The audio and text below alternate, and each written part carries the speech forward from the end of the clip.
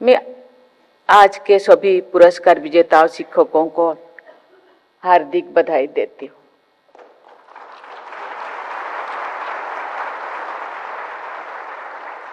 मुझे ये देखकर प्रसन्नता हो रही है कि स्कूल के स्तर पर शिक्षा में समानता और समावेश के अच्छे संकेत दिखाई दे रही है।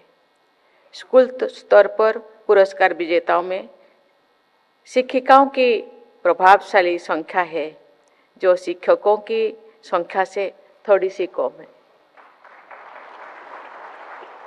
ये भी महत्वपूर्ण है कि ग्रामीण शिक्षा क्षेत्र के विद्यालयों में पुरस्कार विजेता शिक्षकों की संख्या शहरी क्षेत्र के विद्यालयों के शिक्षकों की संख्या से अधिक है। देवियों और स्वजनों, भारत के पूर्व राष्ट्रपति डॉक्टर सर्वपल्ली राधाकृष्णन चाहते थे कि देशवासी उन्हें शिक्षक के रूप में याद करें। उनकी जयंती को आज के दिन शिक्षक दिवस के रूप में मनाया जाता है। आचार्य देवो भव की हमारी प्राचीन परंपरा के अनुसार शिक्षक को सर्वाधिक महत्व देने के उनके उदार विचार के लिए मैं सभी देशवासियों की ओर से डॉक्टर राधाकृष्णन जी को, उनके स्मृति को सादर नमन करती हूँ। मैं समझती हूँ कि भोजन, वस्त्र और आवास की तरह शिक्षा भी व्यक्ति की गरिमा और सुरक्षा के लिए अनिवार्य है। संवेदनशील शिक्षक बच्चों में गरिमा और सुरक्षा की भावना जगाने का काम करते हैं। एक शिक्षक के रूप में मैं बच्चों के साथ कुछ समय बिताने का मुझे मौका मिला था। उस समय को मैं अपने जीवन का अत्यंत सार्थक कालखंड मानती हूँ। आप सभी शिक्षकों के बीच आकर मेरे अंदर की शिक्षिका का भाव जीवंत हो जाता है। मैंने अपने मूल निवास के निकट के क्षेत्र में लगभग 10 वर्ष पहले एक छोटी सी आवासीय विद्यालय की स्थापना की थी, जिसमें अनाथ, वंचित और कम सुविधा संपन्न परिवारों के बच्चे शिक्षा प्राप्त करते हैं। उन बच्चों के जीवन में आशा तथा आत्मविश्वास के संचार को देखकर मुझे बहुत संतोष का अनुभव होता है। शिक्षा व्यक्ति को सक्षम बनाती है। कमजोर से कमजोर पृष्ठभूमि से के बच्चे शिक्षा के बल पर प्रगति के आसमान को छू पाते हैं। बच्चों की उड़ान को शक्ति देने में सबसे महत्वपूर्ण भूमिका स्नेही और निष्ठावान शिक्षकों की होती है। शिक्षकों के लिए सबसे बड़ा पुरस्कार यही है कि उनके विद्यार्थियों आजीवन उन्हें याद रखे तथा पुरस्कार परिवार, समाज और देश के लिए सराहनीय योगदान दे। शिक्षकों का आचरण विद्यार्थियों का मार्गदर्शन करता है। प्राचीन काल में जो भारत को विश्वगुरु माना जाता था, तो के शिक्षा संबंधी नैतिक आदर्श आज के संदर्भ में भी उतने ही उपयोगी है। हमारी परंपरा में शिक्षा प्राप्त करके जाने वाले शिष्यों को आचार्य समझाते थे, यानी अस्माकं सुचरितानि तानि तया उपस्यानि नो इतराणि, अर्थात हमारे जो अच्छे काम है उनका अनुकरण करना, लेकिन हमारे अन्य कार्यों का अनुकरण मत करना। इससे ये स्पष्ट होता है कि आचार्यगण ये स्वीकार करते थे कि उनका स्वयं का आचरण सदैव अनुकरणीय नहीं होता। ये स्वाभाविक भी है, परंतु शिक्षकों से ये अपेक्षा की जाती है कि वो यथासंभव अच्छे आचरण का उदाहरण ही विद्यार्थियों के लिए प्रस्तुत करें।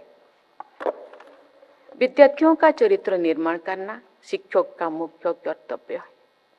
नैतिक आचरण करने वाले, संवेदनशील और कर्तव्यनिष्ठ विद्यार्थी उन विद्यार्थियों से बेहतर होते हैं जो केवल प्रतिस्पर्धा, किताबी ज्ञान और स्वार्थों के लिए तत्पर रहते हैं। एक अच्छे शिक्षक में भावना और बुद्धि दोनों पक्ष प्रबल होते हैं। भावना और बुद्धि के समन्वय का प्रभाव विद्यार्थियों पर भी पड़ता है। यदि शिक्षक मनोरंजन तरीके से पढ़ाते हैं, आज जो शिक्षक शिक्षिका को राष्ट्रीय पुरस्कार दिया गया है, उनका शिक्षादान प्रणाली बहुत बेहतरीन था, रोचकपूर्ण था।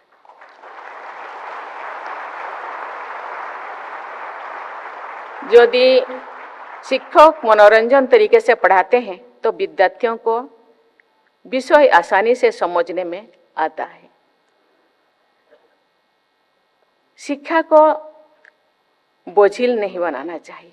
राष्ट्रीय शिक्षा नीति 2020 में अनावश्यक तथ्यों को कम करने तथा स्कूल के स्तर पर शिक्षा को सहज बनाने पर विशेष बल दिया गया है।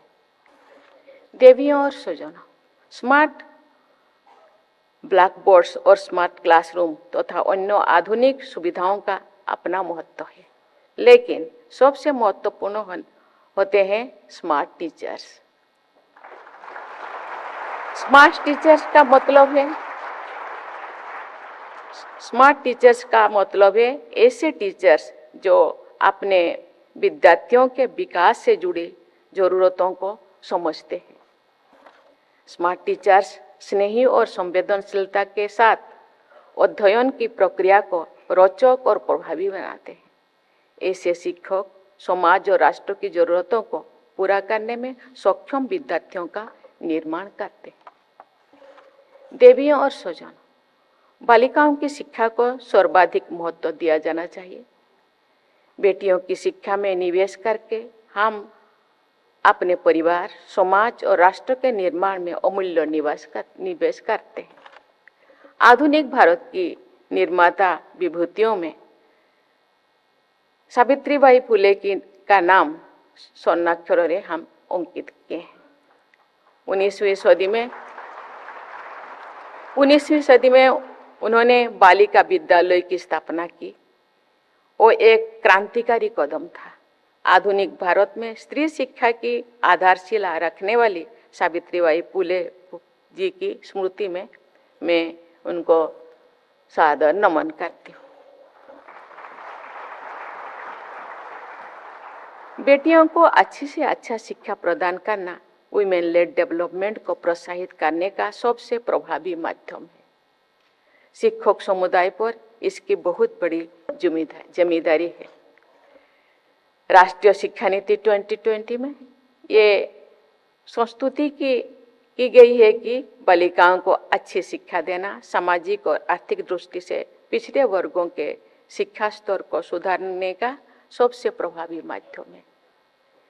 इस शिक्षा नीति के कस्तूरबा गांधी बालिका विद्यालय का विस्तार करने और वंचित वर्गों की बालिकाओं को विशेष शिक्षा सुविधाएं प्रदान करने पर बल दिया गया है।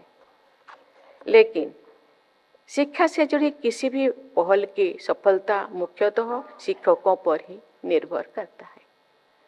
आप बेटियों को शिक्षित बनाने में जितना अधिक योगदान देंगे, उतना ही अपने शिक्षक जीवन को सार्थकता प्रदान करेंगे।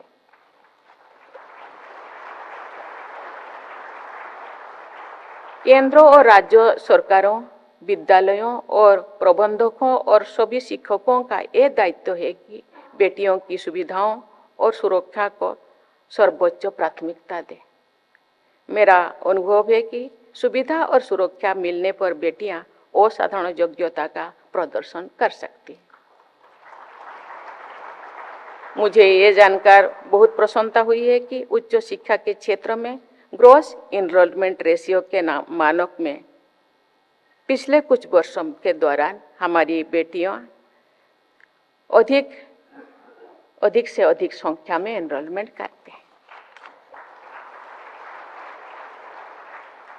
ये विशेष प्रसन्नता की बात है कि स्टेम एनरोलमेंट्स में बेटियों की संख्या 43% तक पहुंच गई है। इसके लिए मैं बेटियों के अभिभावकों, शिक्षकों तथा शिक्षा से जुड़ी सभी संस्थानों और विभागों की बहुत बहुत सराहना करती हूँ। बालिकाएं अपनी बात कहने में या अपनी आवश्यकताओं को व्यक्त करने में प्रायः संकोच करते हैं। मैं शिक्षकों से अनुरोध करती हूँ कि बालिकाओं के सहित उन विद्यार्थियों पर विशेष ध्यान दें जो अपेक्षाकृत संकुचित होते हैं या कम सुविधा संपन्न पृष्ठभूमि से आते हैं। देवियों और स्वजन, भारत को स्किल कैपिटल ऑफ वर्ल्ड बनाना हमारी राष्ट्रीय प्राथमिकता में से एक है। हमारी परंपरा में विश्वकर्मा को भगवान का दर्जा दिया गया है। वोकेशनल एजुकेशन पर विशेष बल देकर हम अपनी प्राचीन परंपरा के अनुसार आधुनिक विकास के पथ पर आगे बढ़ रहे हैं। स्किल ट्रेनर्स और मास्टर ट्रेनर्स को पुरस्कार प्रदान करने की परंपरा को स्थापित करने और उसे आगे बढ़ाने के लिए मैं केंद्र सरकार की सराहना करती हूँ।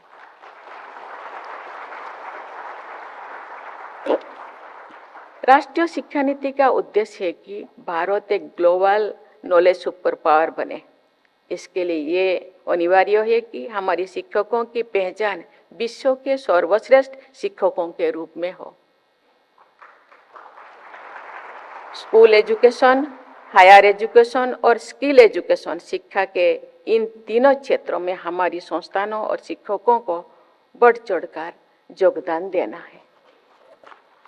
इस दिशा में हमारे शिक्षण संस्थान और शिक्षक आगे बढ़ रहे हैं, लेकिन अभी हमें बहुत आगे जाना है। मुझे विश्वास है कि हमारे शिक्षकगण अपने निर्णायक योगदान से भारत को ग्लोबल नॉलेज सुपर पावर के रूप में प्रतिष्ठित करेंगे। इसी विश्वास के साथ मैं अपने वाणी को विराम देती हूँ। जय हिंद, जय भारत।